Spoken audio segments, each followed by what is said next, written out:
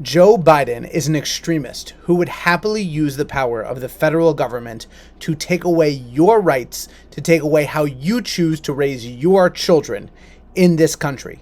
He will do it in a heartbeat, and I can prove it with one clip of a speech that he gave 2 days ago.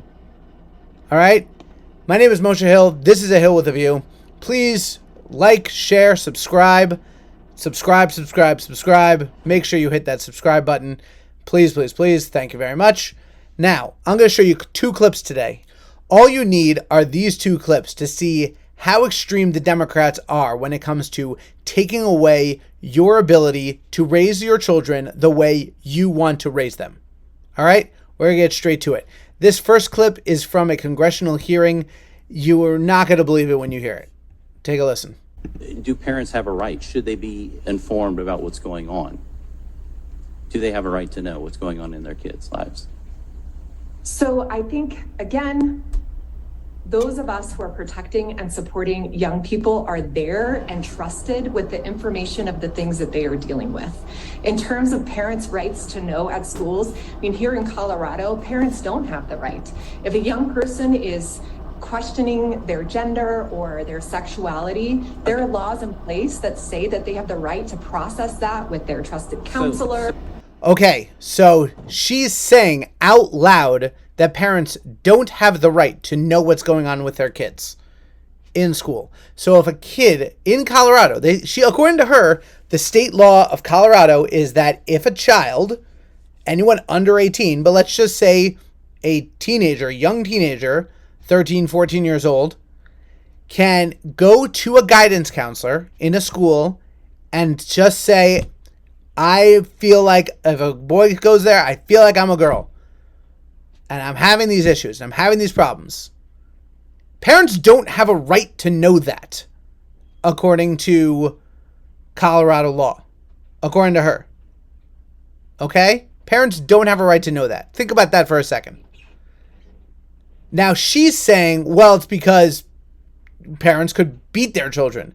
See, they see parents as the enemy. Parents are the enemy. Now, it's one thing for kids to see their parents as the enemy because kids think that their parents aren't going to understand them. Kids think that parents don't get it. Think they're rebelling against their parents in a way. But other adults need to help out and tell parents when these things are happening. Adults have to understand and trust each other. It's absolutely insane. Okay, but she keeps going. Take another look. You do, and so forth. You do a significant amount of your work with kids, even starting at age 13. Yeah. What would be the age of consent then in your mind? In our community, the age of consent to mental health therapy is 12 years old. 12. We have laws that enable young people to connect with trusted adults who can support them. They have laws who can connect people with trusted adults who can support them. Now, let's just take this as another example of anything. Would you believe a 12-year-old about anything? Let's just say a 12-year-old went over to an adult and said, I believe I'm a cat. And let's say they just walk around on all fours in the middle of their classroom, meowing, saying, I'm a cat. Imagine if that happened. And not only did that happen, but the teacher or the guidance counselor didn't call the parents and tell them that. And then not only did they not call the parents and tell them that, but the state passed a law that said they don't have to call the parents and tell them that.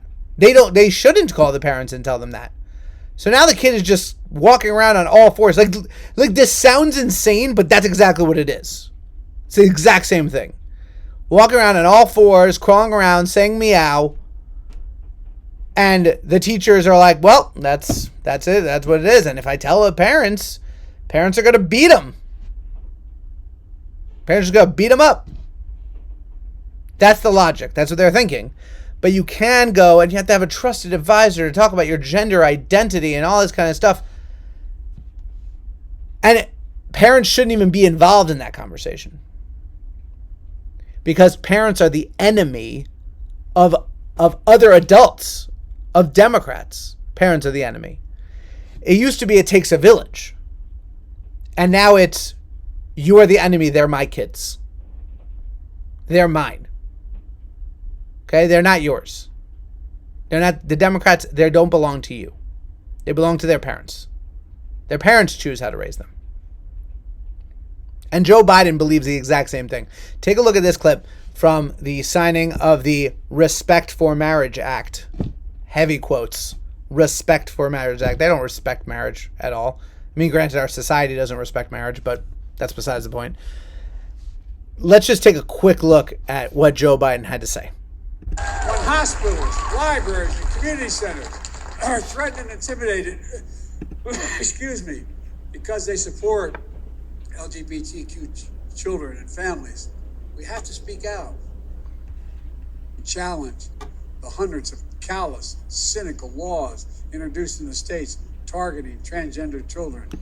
Now, the laws he's talking about are laws like in Tennessee that are going to go on the floor of Tennessee that say you can't mutilate a child. You can't cut off the healthy breasts of an underage girl because she thinks she's a boy. You can't castrate a boy because he thinks he's a girl.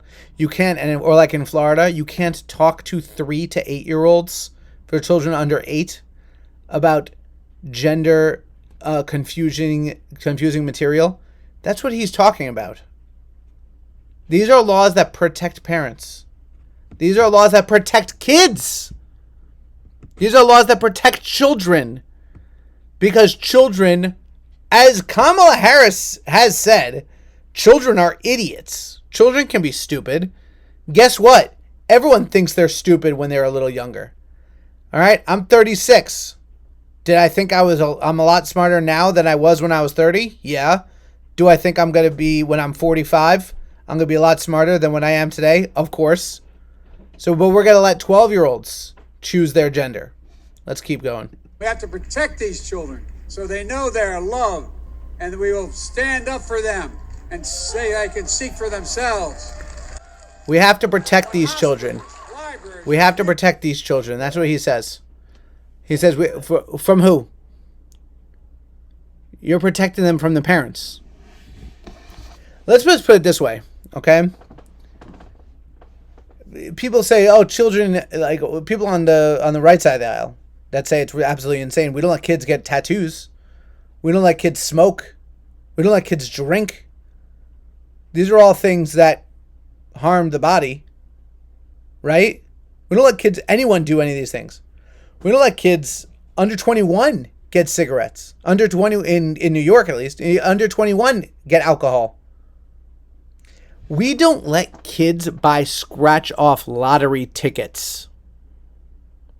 You cannot be 14 years old and go into a drugstore, into a 7-Eleven and buy a scratch-off lottery ticket. But you can go into a doctor's office and request hormone suppressors. Like people talk about Advil and whatever. Scratch-off lottery tickets. Because if you give $5 to 7-Eleven, that could harm you forever. But if you take hormone suppressors, puberty blockers, chemical castration pills, go through a double hysterectomy, go through other forms of vaginoplasty and penile-plasty or whatever they call it, that's totally fine for a 15-year-old. But can't buy that lottery ticket. Parents are the enemy, according to the Democrats. And we have to get this through our heads. We have to understand it. This is how they see it. They view parents as the enemy. There's no going around it. So we need to take this fight to them.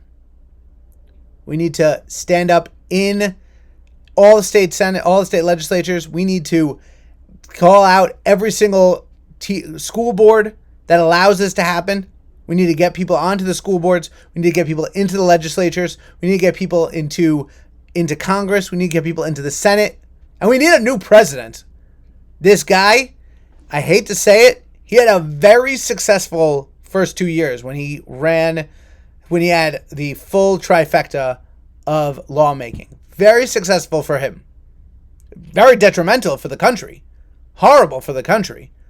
But very successful for him. He's going to go down as a very successful president in his first 2 years. Very consequential. There's no doubt about that. Just because he ruined the country doing it. I guess he's got to be the king of the ashes. Because he burned down the country on the way doing this. But we need to get involved. You need to understand this is what they want to do to the kids. Make sure you spread the word about this. Because people don't believe this is happening. People don't believe it. So we need to discuss it. We need to have it out in the open. Because in this case, sunlight is the best disinfectant. All right, that's going to be it for me for tonight. This was a tough one. Make sure you like, subscribe, and share. Hit that subscribe button. Share it with a friend. We're going to need that. Thank you very much. Have a good evening.